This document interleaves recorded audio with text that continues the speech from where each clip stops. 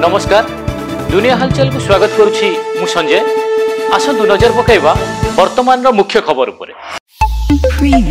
Cuttack SCB medical रे चाकरी बिक्री मामला घटना रे मंगलबाग पुलिस पुणी दुई अभियुक्तों को गिरफ्त करिछि।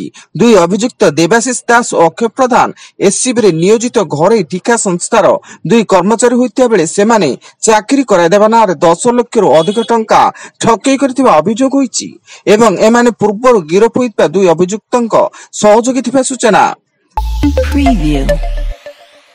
मालकानगिरी जिला सीमांत छत्तीसगढ़ बीजापुर रे पुलिस इनफॉर्मर संदेह रे जड़े बीजेपी कर्मी को हत्या कले माओवादी।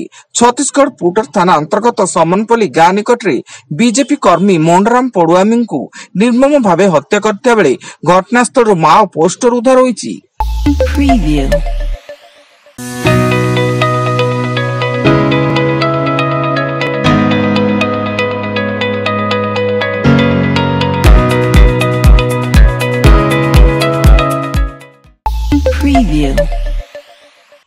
कटक जिला बारंग थाना अंचल रे श्रमिकों को पीटी पीटी हत्या कले दुर्बृत्त।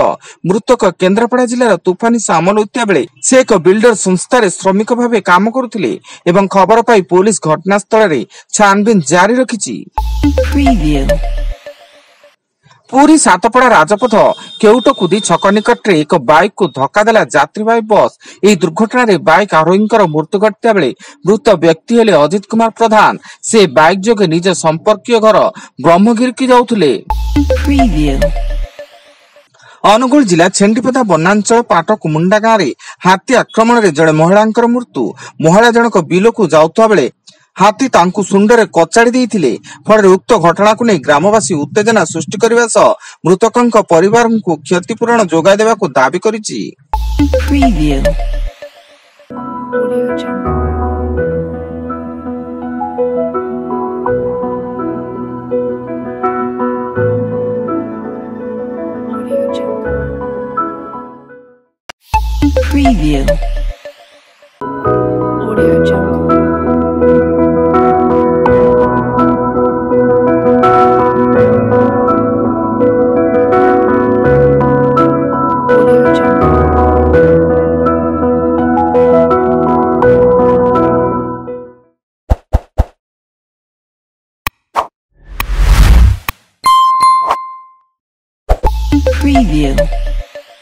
हिमाचल प्रदेश कुलुल जिलार आनी अंचल रे एक घोर यात्रीवाही बस भारसाम्य हराई गभीर खात को खसी पड़वा फल दुर्घटना रे बस चालक समेत 2 जनकर मृत्यु घटी।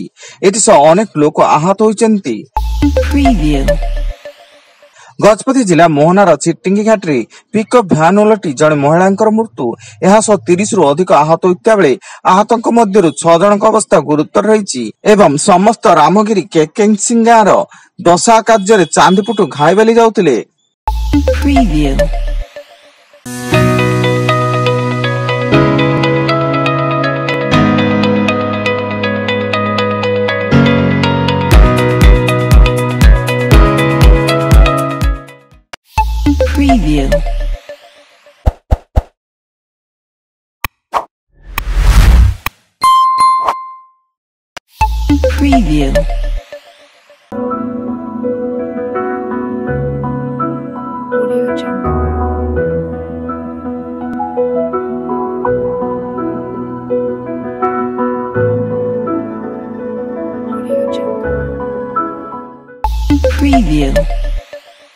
मयूरभंज जिला गोरु मोहिसाणी थाना अंतर्गत डंगापाणी ग्राम रे धान अमल मेसिन रे चापी होई जने चाषी मृत्यु।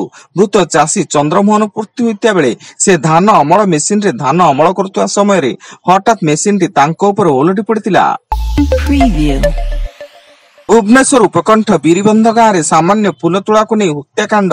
मृतक बाउरी बंधु बेहरा होइतिया बेले गाँ दांडरे पड़िछि तांको मृतदेह। सेपटे हत्याकांड संपर्क रे खबर पाई एयरफील्ड थाना पुलिस घटनास्थल रे पहुंची छानबीन जारी रखिछि। एवं राउरकेला रे जेल रु फेरी प्रेमिका को विभत्स हत्या कले प्रेमिक। स्थानीय बालुघाट निकट ब्राह्मणी नदी प्रेमिका खंड विखंडित मृतदेह मिलता बेले कटा हाथगोड़ हनुमान बाटिका निकट जंगल उद्धार होइछि। प्रेम व्यापार को नहीं हत्या करा नहीं अभियोग होइता बेले पुलिस अभियुक्त युवकों को अटक रखी घटनार तदंत जारी रखिछि। वर्तमान पाई एतिकी अधिक न्यूज अपडेट्स पाई विजिट करंतु आम वेबसाइट www.duniyahalchal.in। धन्यवाद।